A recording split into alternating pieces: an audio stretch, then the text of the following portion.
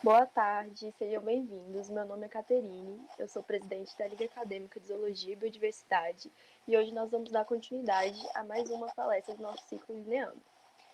Mas antes eu gostaria de pedir algumas coisas para vocês. Se vocês puderem se inscrever no canal, seguir nosso Instagram, nosso Twitter, para ficar acompanhando as nossas publicações, novas atividades, é muito importante.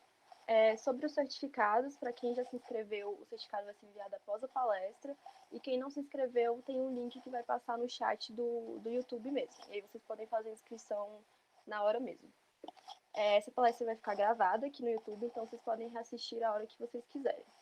Bom, a palestra de hoje é chamada O que as notas científicas podem nos dizer? Uma análise baseada nas revistas de herpetologia. O palestrante é o professor doutor Alessandro Ribeiro. Ele tem mestrado e doutorado em Ecologia e Evolução pela Universidade Federal de Goiás.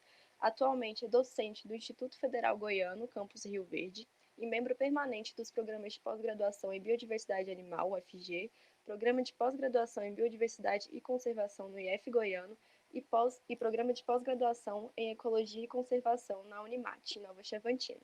E agora eu vou passar a palavra para o professor.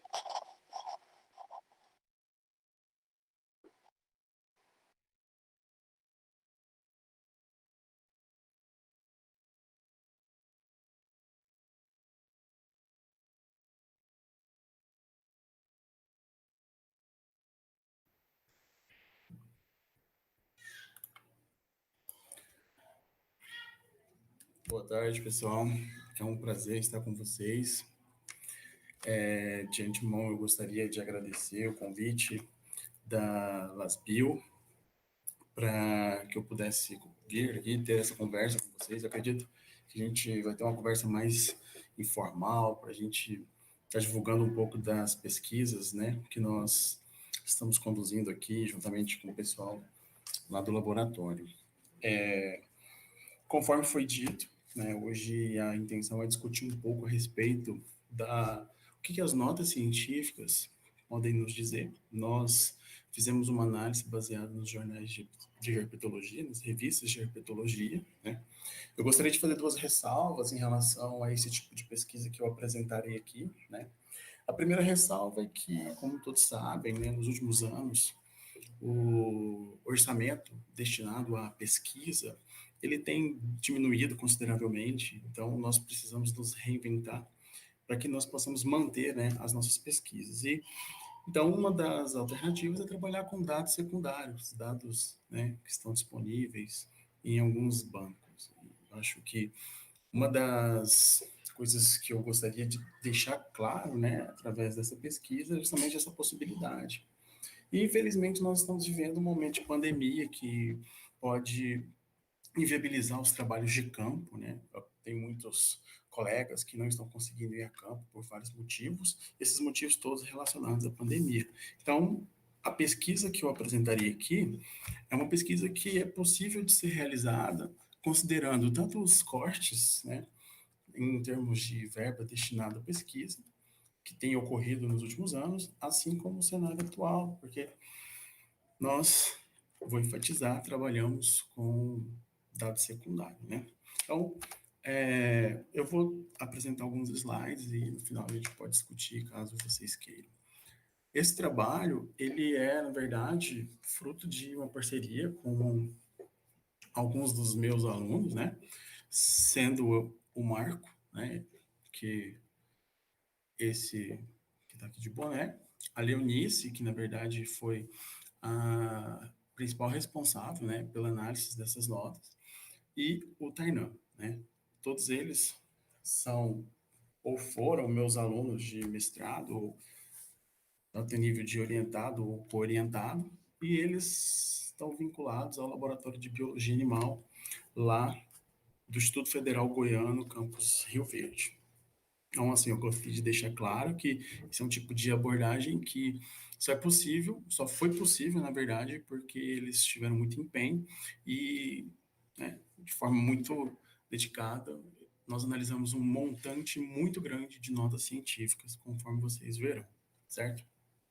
E por que que nós decidimos abordar as revistas de herpetologia? Por uma questão muito simples, né? Conforme nós podemos ver na literatura, hoje existem mais de 8.000 espécies de anfíbios que estão distribuídos em todos os continentes, é lógico que de forma desigual, alguns países, algumas regiões possuem mais espécies do que outras, mas é um número muito considerável, né? 8.000 espécies, mais de 8.000 espécies. Assim como existem mais de 11.000 espécies de répteis. Então, anfíbios e répteis representam um bom modelo de estudo se a gente considerar a diversidade de espécies que existem.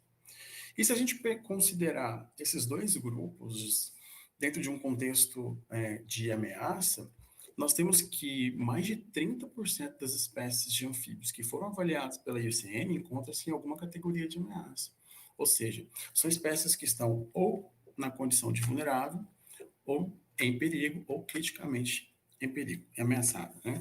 São espécies que estão ameaçadas. Assim como também, se a gente considerar as espécies que são deficientes de dados, existem várias espécies de anfíbios que são listadas como deficientes de dados. Então, isso também seria um motivador dessa pesquisa. E que se a gente considerar os répteis ainda têm um agravante, né? Que além de ter um tanto de espécie ameaçado ou deficiente de dados, há também uma porcentagem muito elevada de espécies de répteis que sequer foram avaliadas de acordo com os critérios da IUCN, ou seja, são espécies que nós não sabemos de fato qual é o seu real status de conservação, porque sequer elas foram avaliadas.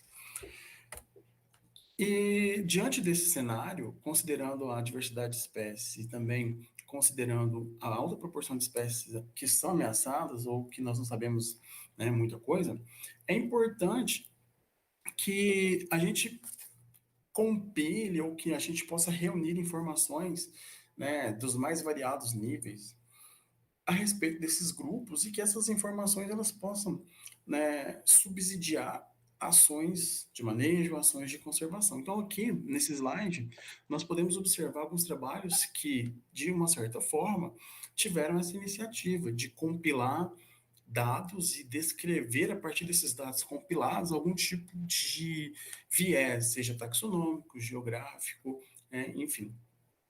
Eu gostaria de destacar esses trabalhos aqui de baixo, né, porque são trabalhos que consideraram anfíbios, né, e numa área extremamente diversa, né, então, anfíbios no Brasil, que é o país que detém a maior riqueza de espécies, e esse trabalho aqui de cima já é um trabalho mais específico voltado para espécies de lagartos. Então, o que esses trabalhos têm em comum é que eles compilaram informações e descreveram padrões a partir dessas informações. Padrões geográficos, taxonômicos, conforme eu disse a vocês. E por que que a gente está considerando notas científicas, né? Porque a nota científica, ela é geralmente observação curta, né? Conforme vocês podem ver, isso aqui é uma nota científica que retrata um evento de predação de Psiboas albopunctata, né? Boana albopunctata, na verdade, por uma espécie de serpente, por uma jararaca. Isso eu coloquei com o intuito de mostrar a estrutura de uma nota científica. Vocês podem ver, são, nesse caso aqui, 3 parágrafos, que foi uma nota publicada no Herpetological Review em 2010, né? É de minha autoria e de colaboradores, e que geralmente essas notas elas reportam eventos pontuais, conforme eu disse, que nesse caso é um evento de predação, mas poderia ser um evento de parasitismo, uma distribuição, um novo registro de ocorrência. Né? Aqui um outro exemplo de nota científica foi publicado também numa revista específica, né, que é a Checklist, onde nós reportamos uma extensão de distribuição geográfica de uma espécie de lagarto. Né? Então, o que essas notas têm de similaridade é que elas reportam um evento, uma coisa pontual, né, e que talvez elas não teriam assim, informação suficiente para compor um artigo científico. Né? E existe também na literatura, né, uma discussão de que essas notas elas reportam informações que estão relacionadas à história natural desses animais. E essa discussão que eu me refiro agora é que aspectos de história natural podem ser importantes para que nós possamos responder questões ecológicas, evolutivas, comportamentais. Então, esses artigos que eu mostro para vocês nesse instante são artigos que mostram como que história natural pode ser útil, né, nesses aspectos, nessas ciências aí. E as notas científicas descrevem história natural, né? Então, eu gostaria de enfatizar que as notas científicas, apesar de retratar coisas pontuais, elas descrevem a história natural e pode ser útil, né, dependendo da forma como utilizada, para responder questões ecológicas, evolutivas, comportamentais e outros.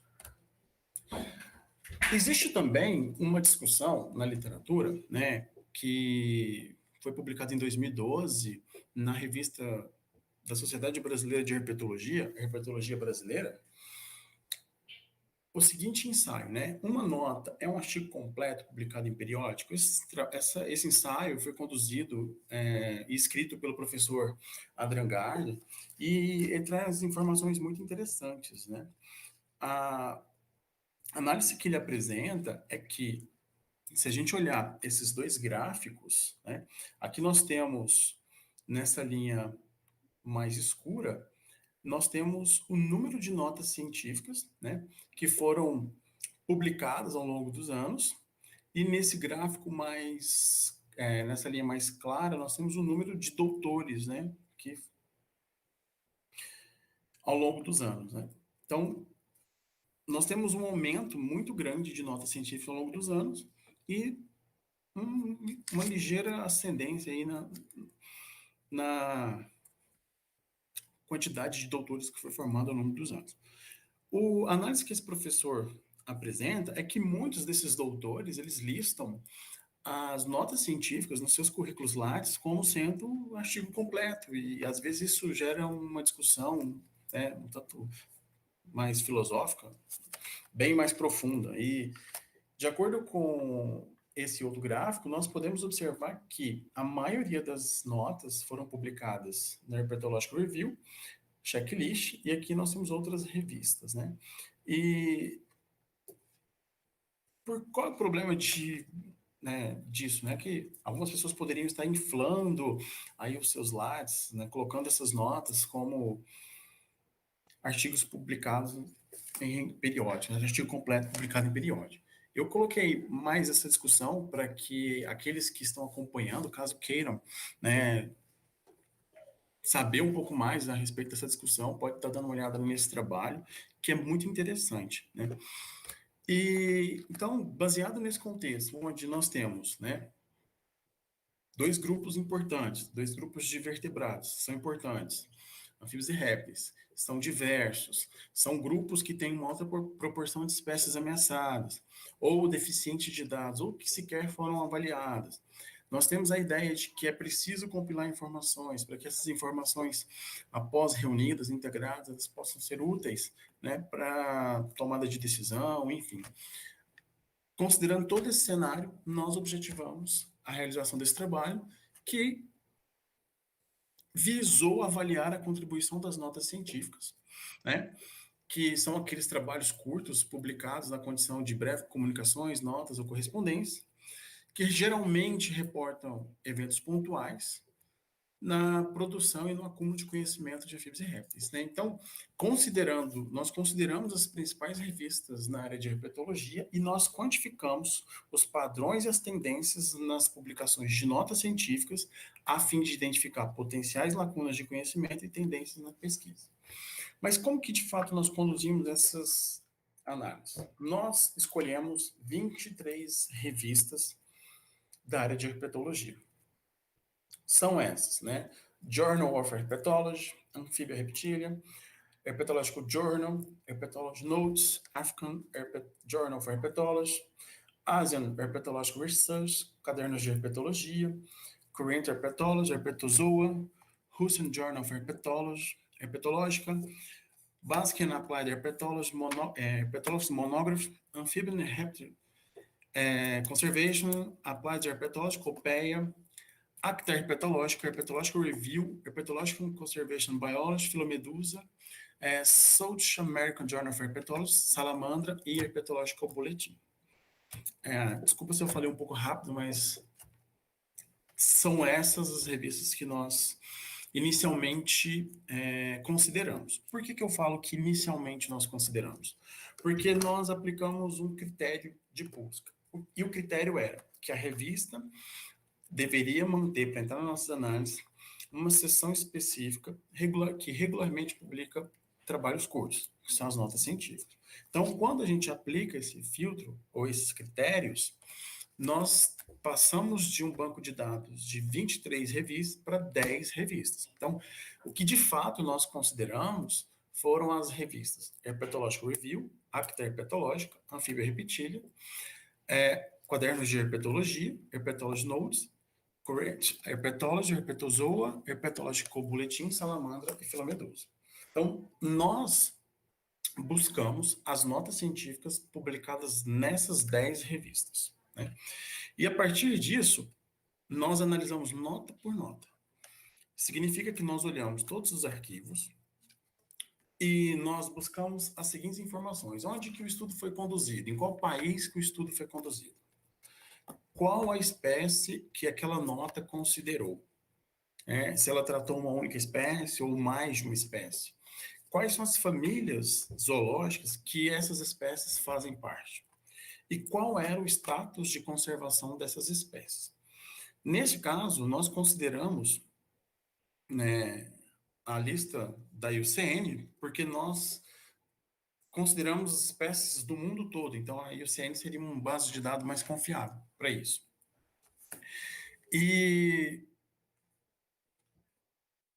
quando a gente considera, de fato, os nossos resultados, nós analisamos cerca de 6.200 notas científicas. Né? Então, aqui essa tabela, ela mostra, né, todas as revistas que nós consideramos, as sociedades, né, ou as organizações que são responsáveis pela publicação dessas revistas, o período que nós consideramos, né, tipo assim, o intervalo de tempo em que as notas foram publicadas, e aqui nós temos um número bruto de notas que cada uma das revistas publicou, né, e aqui em parênteses a porcentagem.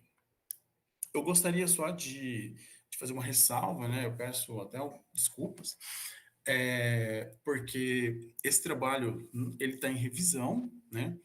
E ele já passou por uma rodada de revisão. Nós fizemos as correções que os revisores e o editor sugeriu. Nós retornamos esse trabalho para a revista. Estamos aguardando então, né, uma segunda rodada de avaliação. Então, por isso que a tabela e alguns trechos eles encontram-se em outro idioma. Então, só reforçando, né? Nós analisamos 6.188 notas científicas que foram publicadas pelos 10 jornais. Desses jornais, né, dessas revistas, Pathological Review foi a revista que mais publicou notas, ou seja, mais de 4.000 notas. Isso representa 65% de todas as notas que nós analisamos. Em seguida, nós temos a Herpetology Notes, com 753 notas, Herpetozoa, com 293, Anfíbia Repetília, com 290, e The Herpetological Bulletin, com 224 espécies, ou notas científicas. Né? Então, isso só para vocês terem uma ideia que, de fato, foi um quantitativo, né, considerável de notas científicas. Por isso que eu fiz questão de dizer no início da minha apresentação que sem a colaboração da Leonice, do Tainan e do Marco, isso seria inviável de fazer sozinho. Na verdade, eles são muito mais responsáveis por essa análise do que eu, né? Gostaria de deixar isso claro. E a partir de agora, eu vou descrever com vocês, ou apresentar para vocês, três padrões, são os padrões geográficos, taxonômicos e de status de conservação. Então, iniciando pelos vieses e os padrões geográficos, nós temos que os Estados Unidos serviu como sítio de estudo para a maioria das notas científicas que nós analisamos. Ou seja, daquelas 6.188 notas científicas, mais de 2.000 notas foram desenvolvidas ou foram realizadas, né, o estudo que elas reportaram nos Estados Unidos. Em seguida, nós temos Brasil, México e Argentina. Eu disse que os Estados Unidos tem um pouco mais de 2.000 notas, o Brasil tem quase 1.000 notas, né? Então, ou seja, os Estados Unidos, que é o primeiro, tem mais que o dobro do que o Brasil, que seria aquele que está na segunda posição em termos de nota, né? Se vocês observarem esse mapa, né, que considera todos os países do mundo, as notas que nós encontramos, elas citaram 147 países diferentes. E desses 147 países diferentes, nós temos que 87 países, que são esses que estão pintados, né, na verdade que não estão pintados, são estão em branco, né, foram sítios, né, de menos do que 10 notas, ou seja, a maioria, 187 países, ou 87 países, tiveram menos do que 10 notas, né, reportadas. Então, é possível ver aqui nessa imagem um padrão muito interessante, porque, por exemplo, a maioria dos países que se encontram na região tropical são países que tiveram poucas notas. E isso é interessante por quê? Porque é justamente na região tropical que tem a maior diversidade de espécies de anfíbios e répteis. E, além disso, são nos países tropicais que encontram-se o maior número de espécies deficientes de dados ou ameaçadas de extinção, tanto para anfíbio quanto para réptil. Ou seja, nos lugares que apresentam maior diversidade de espécies, são os lugares que têm a menor quantidade de estudo, nesse caso, de notas científicas, né? Nós também fizemos uma análise para testar a relação entre os locais onde os estudos foram desenvolvidos, né, com a autoria dos trabalhos, né? Então, aqui, a partir dessa figura, onde nós vemos como se fosse uma rede, né, uma malha, é possível identificar dois grupos. O primeiro grupo que eu vou fazer menção é o grupo formado pelos Estados Unidos e Reino Unido, e o segundo grupo pela Itália, Alemanha, Espanha e França. Essa relação demonstra que pesquisadores dos Estados Unidos e também do Reino Unido, basicamente não, têm uma forte atuação em países do continente americano, do sudoeste da África e da Oceania. Enquanto os países, né, pesquisadores de países tais como Itália, Alemanha, Espanha e França, têm uma atuação muito intensa em países da África, na América do Sul e na Ásia Meridional. Isso significa que pesquisadores de determinados países acabam desenvolvendo estudos em outros países. Essa é uma relação que nós conseguimos demonstrar a partir dos dados que nós extraímos das notas científicas. Um outro padrão que eu gostaria de descrever com vocês é o padrão taxonômico, né? Isso significa que aquelas 6.188 notas científicas que nós encontramos, elas consideraram 3.247 espécies. Destas, 1.213 eram anfíbios, distribuídos em 69 famílias, e 2.034 espécies de répteis que estavam distribuídas em 88 famílias. Isso é interessante, né? Porque nem todas as famílias de répteis e anfíbios foram consideradas nas notas que nós analisamos. Significa que tem espécies de determinadas famílias que não entraram nas nossas análises. Se a gente considerar os anfíbios, as famílias mais representativas em número de espécies nas notas foram Elide, Bufanide, Leptodactylide, Ranide, Microelide, Pletodontídeo, Craustotoride, Salamandride, Rancoforide e Dendrobatide, né? Enquanto, se a gente considerar os répteis, as famílias mais representativas foram Colubride, Dipsadide, Cincide, Viperide, Larcitide, Geconide, Lapide, Agamide e Mitricide. Essas são as 10 famílias mais representativas, sendo, né, as de répteis e também as de anfíbios. Eu gostaria de fazer uma ressalva que as espécies de anfíbios atualmente conhecidas, né, 14% encontra-se aqui dentro dessas famílias. Desculpa, das 8.000 espécies, das mais de 8.000 espécies que eu mencionei para anfíbios, né, que atualmente são conhecidas, a nossa análise considerou apenas 14,8%. Enquanto das mais de 11 mil espécies de répteis, nossa análise, né, que é o que equivale a 2.034 espécies, representa cerca de 18% das 11 mil espécies atualmente conhecidas. E isso é uma coisa interessante, porque esses vieses, esses padrões taxonômicos, nós encontramos aqui, eles também são encontrados em estudos de natureza semelhante ao nosso, mas que foram desenvolvidos com outros grupos taxonômicos, por exemplo, peixes, ou estudos que também consideraram anfíbios e répteis, mas em escala geográfica diferente da nossa, uma escala geográfica mais regional, né? Então, é um padrão que a gente consegue ver tanto em outros grupos ou em outras escalas.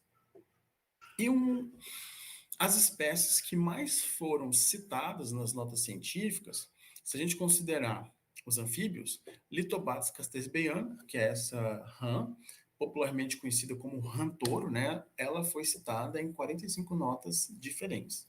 Então,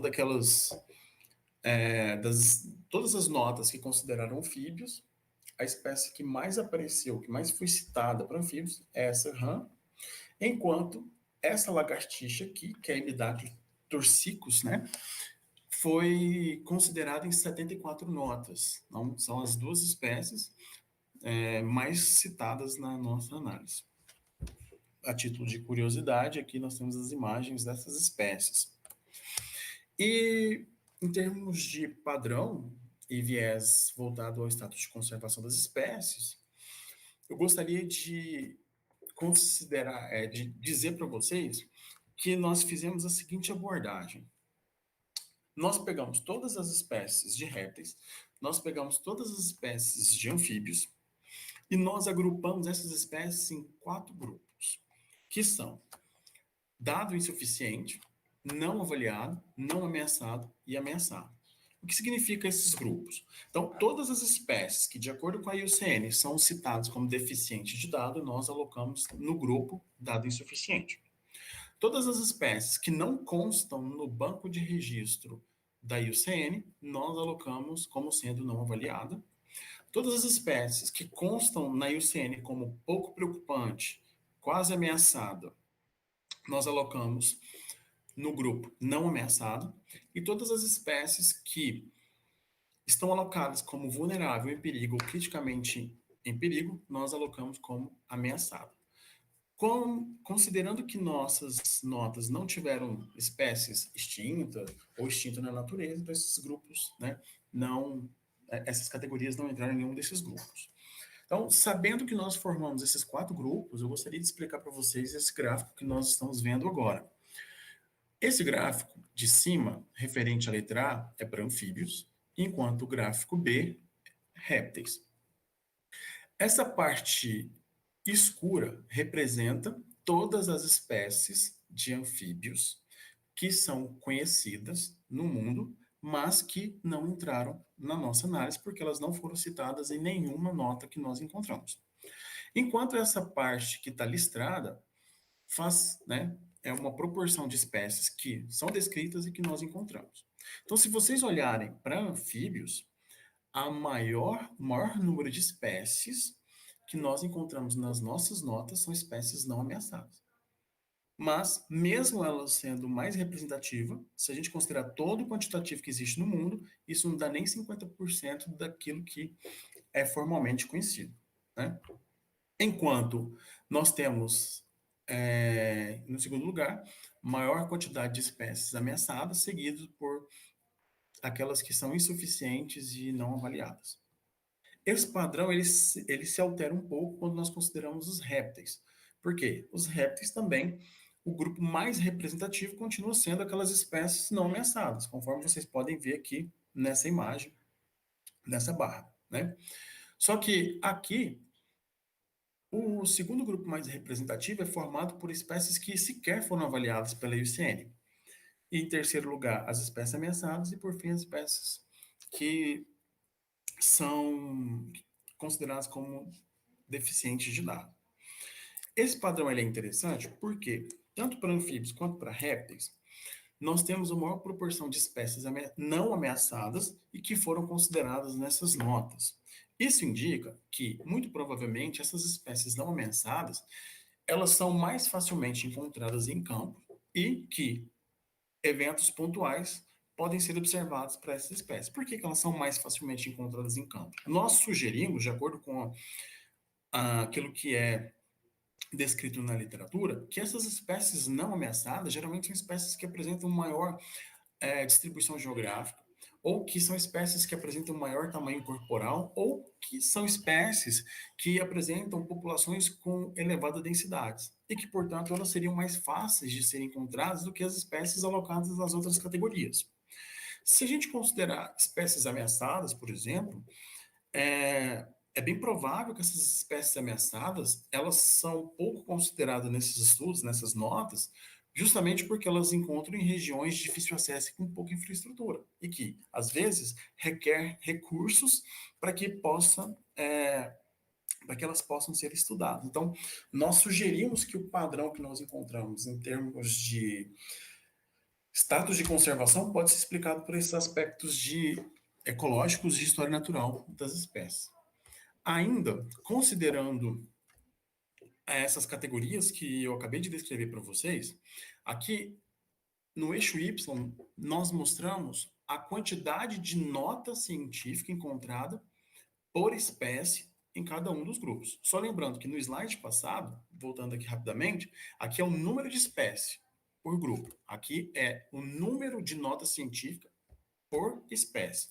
Então, vocês podem observar que, tanto para anfíbios, que é esse gráfico aqui da letra A, quanto para répteis, que é esse gráfico da letra B, há maior número de notas científicas publicadas para aquelas espécies não ameaçadas, que reforça a ideia de que, muito provavelmente, elas são mais facilmente encontradas em campo devido aos aspectos que eu acabei de falar para vocês. E que, para anfíbios, as espécies deficientes de dados são as que apresentam os menores números, né, de nota científica por espécie, e da mesma forma que nós temos para anfíbios, para répteis, o mesmo padrão.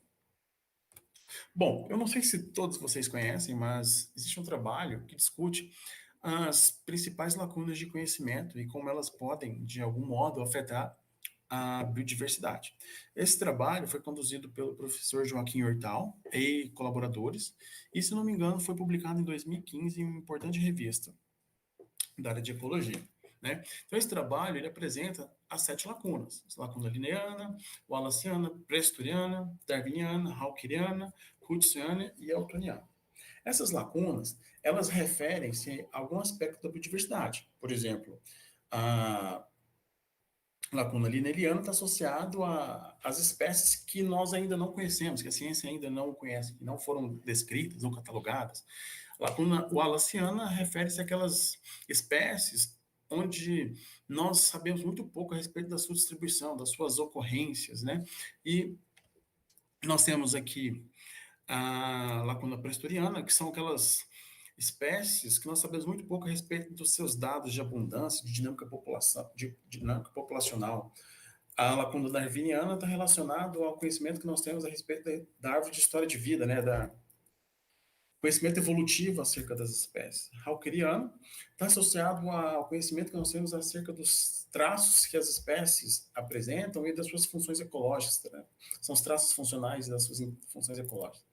O Tiziana está relacionada à falta de conhecimento sobre a resposta e a tolerância das espécies às condições abióticas, né? E, por fim, nós temos a lacuna newtoniana, que faz referência a interações ecológicas. Essa lacuna ela descreve a falta de conhecimento acerca das interações entre as espécies, da interação entre as espécies e como que essas interações elas podem de algum modo afetar a sobrevivência do indivíduo e o seu filho. Bom, sabendo, lógico que a gente não discutiu a fundo essas lacunas, mas sabendo da existência dessas lacunas e do que elas discutem, do que elas consideram, nós podemos voltar à ideia das notas científicas, né? Então, eu vou apresentar para vocês uma nota científica que foi publicada em 2018, onde eu, juntamente com colaboradores, registramos uma nova ocorrência de uma espécie de sapo, cururu, né, a Rhinella sebene, que tinha acabado de ser descrita. Então, nós encontramos Rhinella sebene aqui, ó. Aqui essa estrela e essa estrela são as novas ocorrências que nós registramos, né, nesse trabalho, nessa nota. Antes dessas duas estrelas, ou seja, antes dessas duas localidades, Rhinella sebene só era conhecida em 3 localidades no estado de Goiás. Bom, então, baseado nos nossos novos pontos, nós tínhamos um total de 5 pontos, ou seja, 5 coordenadas geográficas para essa espécie que era recém-descrita. Nós utilizamos uma abordagem baseada na análise de modelo de nicho ecológico para prever áreas que seriam adequadas para a ocorrência dessa espécie. Então, nós, nessa nota, apresentamos 2 novas localidades para uma espécie recém-descrita, e, em adição, nós apresentamos um modelo de nicho ecológico, um mapa, né, distribuição geográfica baseado no modelo de nicho ecológico, sugerindo áreas que potencialmente essa espécie poderia ocorrer. Por que potencialmente? São áreas que possuem condições ambientais muito parecidas com os pontos onde nós já havíamos registrado. Qual que é a importância desse tipo de análise? Se vocês olharem esse mapa aqui, esse mapa onde tem esses traços, essas cores mais verdes, né, verde mais intenso, são essas áreas que potencialmente Rhinella sebene poderia ocorrer.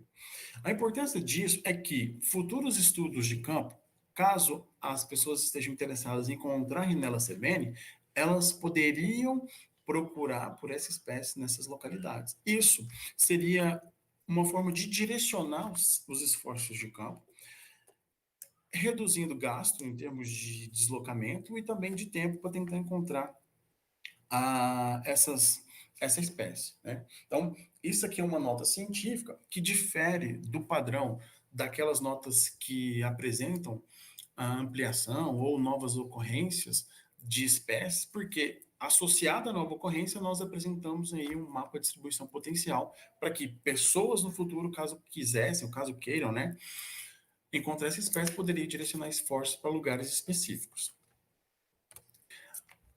Essa aqui também é uma outra nota científica que nós publicamos em 2017, que reporta a ocorrência de predação, na verdade, o evento de predação de uma espécie de sapo por uma serpente. Conforme vocês podem ver, aqui, né, nós temos uma prancha de fotos, e essa prancha de fotos ela vai meio que descrever os eventos, o passo a passo, vamos assim dizer, do evento de predação. Então, nós temos uma serpente que preda um sapo. Né? Então, não sei se vocês sabem, tem toda uma discussão a respeito de quais são as espécies que potencialmente podem predar os sapos. Né? Quando eu falo sapos, eu estou me referindo àqueles sapos que a gente chama de sapo cururu, que tem aquelas glândulas de veneno no dorso, logo atrás dos olhos. Né? Justamente por essas glândulas de veneno, não são todas as espécies que conseguem predar esses animais sem maiores problemas. Né? Então, quando surgiu a ideia de publicar esse evento de predação, a gente discutiu, né, nós, os autores, nós discutimos e nós decidimos fazer uma busca na internet por trabalhos que descreviam eventos de predação em alguma espécie de sapo. Então, nós encontramos aqui 96 trabalhos, se eu não estiver enganado, que descreviam algum animal predando alguma espécie de sapo. Então, quando eu falo sapo, eu estou me referindo aquelas espécies que popularmente são chamadas de sapo, sapo cururu, sapo boi, enfim, tem vários nomes para designar essas espécies, né? E associado ao evento de predação, nós fornecemos então uma lista de predadores de sapo. E nessa lista, nós conseguimos destacar quais são as espécies que, após predar os sapos, tiveram alguma complicação, chegando ao óbito justamente porque predaram uma espécie que é venenosa, né? No caso dos sapos. Então, isso aqui também é um tipo de nota científica que destoa um pouco daquelas que são comumente publicadas, que ficam restritas apenas ao evento de predação. Nós, além do evento de predação, nós apresentamos uma lista que pode servir para aquelas pessoas que estão iniciando as suas carreiras, alunos de graduação, ou para até pesquisadores mais experientes, caso queiram, de modo mais fácil, encontrar registros aí, né, de ocorrência de predação de alguma espécie no gênero Rhinella. E, por fim, essa aqui também é uma nota científica, né, que foi publicado pelo pessoal associado ao laboratório do professor Diego José Santana, e que aqui eles reportam um caso de parasitismo, onde uma espécie de moço, díptera, né, parasita uma espécie específica de anfíbio. Então, eles reportam esse evento de parasitismo e também apresentam uma lista de larvas de díptera que parasita algum anfíbio. Por que eu faço questão de destacar essas abordagens, né? Tanto da distribuição de geográfica, quanto de predação, quanto essa de parasitismo? Porque se vocês perceberem, se vocês perceberam a relação com o trabalho do Joaquim Hortal, lá ele cita 7 lacunas de conhecimento. E essas lacunas de conhecimento são as mais variadas possíveis, conforme a gente discutiu rapidamente. E essas notas, quando elas apresentam um novo registro e associado a esse registro, ela cede algo a mais, no caso da lista ou do mapa de distribuição potencial, a gente, de certa forma, contribui para reduzir essa lacuna de conhecimento. Isso reforça a ideia de que o conhecimento ele precisa ser compilado e integrado, né? Então, no caso do trabalho de distribuição geográfica de Rinella Sebene, quando a gente fornece o mapa de distribuição geográfica baseado no modelo de nicho ecológico, caso alguém queira ir a campo e indo a campo encontre essa espécie, a gente está contribuindo para reduzir a lacuna wallaciana. E da mesma forma, se a gente considerar, né, o evento de predação justamente com a lista, ou evento de parasitismo justamente com essa lista, a gente está contribuindo para que a lacuna relacionada à interação que há entre as espécies e o efeito dessa interação na sua sobrevivência possa ser reduzida. Então, apesar de toda a discussão, toda a polêmica que tem acerca das notas científicas, ser ou não um artigo científico, a gente entende que ela também tem a sua contribuição na produção de conhecimento acerca de anfíbios e répteis, no nosso caso aqui, né? E que ela pode ser útil aí para reduzir as lacunas de conhecimento e que, sendo compilado de modo integral, isso pode ser utilizado em diversas instâncias, né? Tanto nos órgãos que tomam decisões acerca do manejo e conservação de anfíbios e répteis. Bom, pessoal, o que eu tinha para falar para vocês é isso. Espero que vocês tenham gostado e, caso queiram, eu estou à disposição.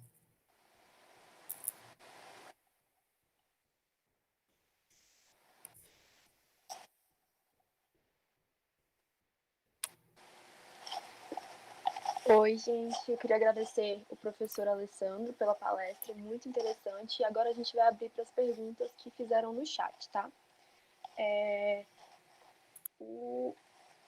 O Antônio Olímpio de Souza perguntou: seriam as notas científicas uma boa fonte de novos insights em ecologia de espécies?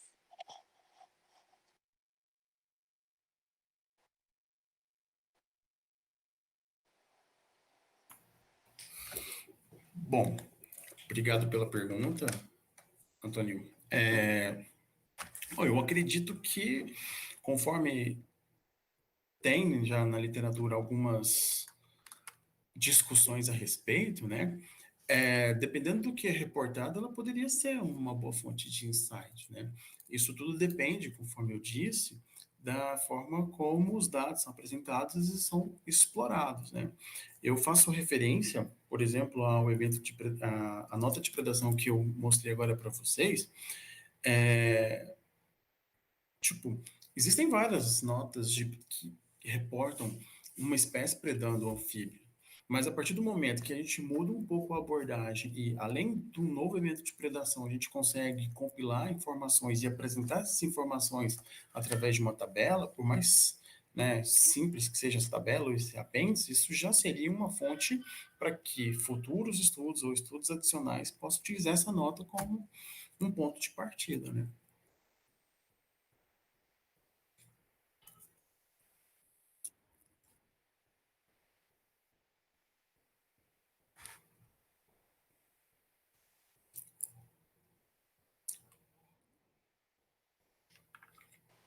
Perdão. Mais uma pergunta agora da Bruna Caroline. Ela perguntou: Alessandro, o que diferencia uma nota científica de um artigo?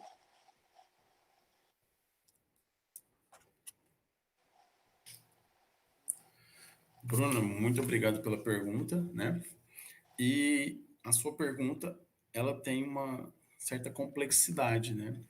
Conforme eu apresentei para vocês aí, o trabalho do professor Adrian tem justamente, né, como ponto de partida essa discussão. Tem alguns autores que consideram, né, a estrutura do texto que é apresentado, se tem as divisões de introdução, metodologia, resultado, discussão, mas por ser algo que é extremamente complexo, a gente decidiu no nosso trabalho considerar aqueles, não digo artigos, né, mas aqueles trabalhos que foram publicados em seções específicas da revista, que a própria revista já considerava como short communication ou como nota. Então, tipo, para delimitar o nosso objeto de estudo, a gente utilizou a classificação que a revista já utiliza, classificando isso como trabalhos de comunicação breve. Eu acredito, né, que isso é um pouco complicado definir isso, mas geralmente eu penso que nota seria aqueles trabalhos que reportam eventos pontuais e que não tem conhecimentos ou que não tem conteúdo suficiente para representar um artigo completo, né, independentemente da estrutura.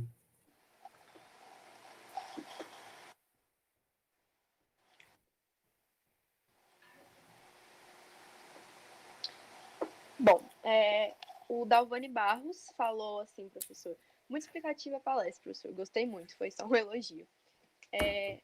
Tainan Lucas Andreani perguntou: boa tarde, professor. Na sua visão, qual a importância das notas para a formação de novos profissionais que estão iniciando sua carreira acadêmica?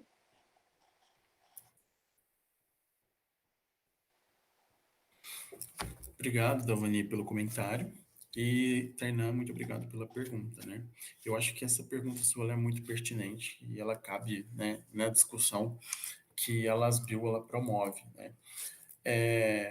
Eu vou falar da importância das notas científicas em relação à minha formação e que eu acredito que deve ser a realidade de muitos de vocês.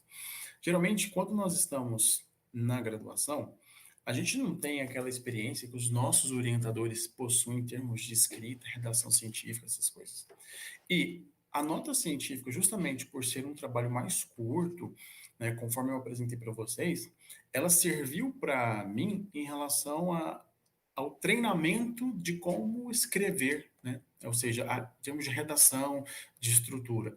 Eu me lembro que as primeiras notas que eu escrevi, na verdade, eu ainda estava terminando a graduação, eu que foi justamente as notas que eu apresentei aqui, né, na a predação de Boana, Bopunctata e também aquela outra nota de ampliação e distribuição geográfica, eu me lembro de ter pego para escrever aquelas notas, um monte de notas, e eu comecei a pensar assim, o que que esses caras utilizam? Qual é a forma que esses autores utilizam para escrever as suas notas? E aí eu peguei duas, três notas e ia tentando ver o padrão e tentar repetir esse padrão, porque era uma forma que eu entendi que aquilo serviria para mim como um treinamento. Então, é lógico que a nota, ela também tem a função de que geralmente as pessoas, quando elas reportam algo que elas observaram em campo. Então, isso é também um exercício de ir a campo, de fazer observação de história natural, que muito tem se discutido em relação à importância, muito tem se discutido em relação ao fato de que muitos alunos não querem ir a campo, né? Então, acho que a nota científica ela vai cumprir esses dois papéis. a possibilidade do aluno ir a campo, ou pesquisador, fazer as suas observações, e depois disso, no caso do aluno que está em início de carreira, né, conforme foi o que aconteceu comigo, treinar o processo de escrita.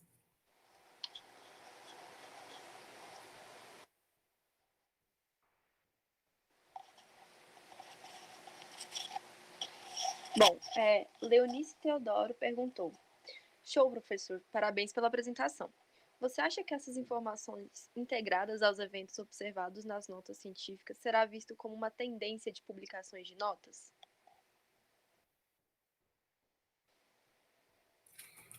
Obrigado, Leonice, pela pergunta, né? Bem, é difícil, né, a gente falar que sim, nem que não. O que eu tenho visto, e por isso que eu fiz questão de enfatizar no início da apresentação, é que muitos trabalhos eles estão utilizando-se de dado secundário e a partir desses dados, análises muito bem feitas são conduzidas e publicadas, né? Então, existe aí, se vocês buscarem na literatura, vários trabalhos que utilizam de dado secundário, que não necessariamente são notas, né? Mas que no nosso caso nós vimos uma oportunidade nas notas e nós exploramos essa oportunidade. Mas dizer que isso vai passar a ser uma tendência, eu não sei bater o martelo em relação a isso, mas eu acredito que é uma oportunidade que poderia ser mais explorada.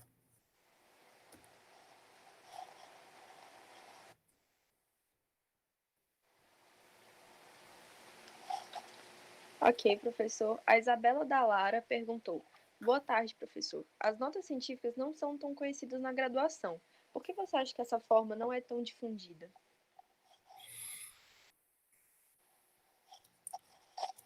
Boa, Isabela, obrigado pela pergunta. A sua pergunta, ela permite uma discussão que é justamente relacionada aos grupos que são estudados. Por exemplo, eu não sei se você já teve alguma experiência com algum grupo taxonômico, mas quando nós pensamos em herpetologia, são os anfíbios e os répteis, pensamos em ornitologia, em masto, ictio, etc. Né? Então, as revistas dessas diferentes áreas pode explorar mais, com mais detalhe ou menos detalhe, essa possibilidade de publicação de notas. A minha formação toda ela foi baseada em anfíbios, ou seja, então, portanto, eu sou um herpetólogo, né? Então, eu estou muito familiarizado com as revistas de herpetologia. E na herpetologia, conforme eu apresentei para vocês, é bem comum a publicação de notas. Pode ser que em outros grupos taxonômicos, as revistas que abordam esses grupos taxonômicos não exploram da mesma intensidade que as revistas de herpetologia. Então, talvez essa questão de ser divulgado ou menos divulgado pode estar relacionado a esse aspecto que eu estou falando. E eu acredito também que é tudo uma questão de. Eu vou dizer aquilo que eu vivenciei na graduação, né? Quando eu decidi estudar anfíbios e répteis. Então, eu acompanhava. Então, por exemplo, logo eu procurei entender quais eram as revistas de herpetologia que eu poderia estar olhando ou buscando informações e ver a regularidade de publicação dessas revistas. Muitas dessas revistas são publicadas bimestralmente. Então eu sempre olhava, né, quando saiu um novo volume dessas revistas para ver quais eram os trabalhos, as tendências dos trabalhos. E acabou que eu também olhava as notas científicas. Então, às vezes, o que eu estou querendo dizer, então, para responder a sua pergunta, é que pode ser que ser difundido ou não depende do grupo taxonômico explorado, mas também depende, na minha opinião, da, da atividade, ou seja, da proatividade da gente buscar essa informação, né, através das revistas da área que a gente estuda.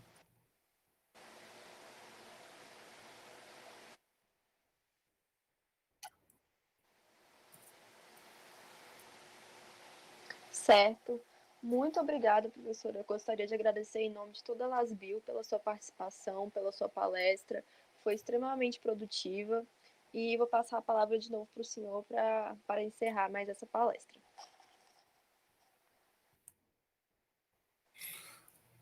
Obrigado, Catarina, pela mediação, né? por, por essa oportunidade. Eu agradeço todo o pessoal da Lasbio, né?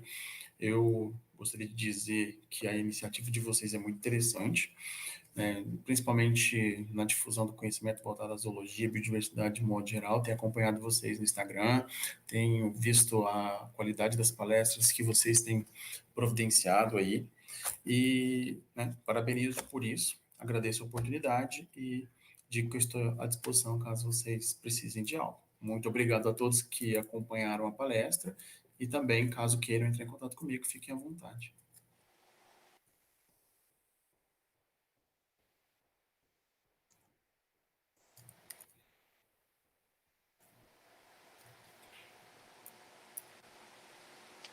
Muito obrigada, gente, todo mundo que assistiu até aqui. Eu vou pedir mais uma vez para vocês seguirem a gente nas redes sociais, se inscreverem no canal. A gente está sempre postando conteúdo novo sobre zoologia, colocando novas palestras, novos assuntos para serem debatidos. Então, assim, importante. Muito obrigada a todos.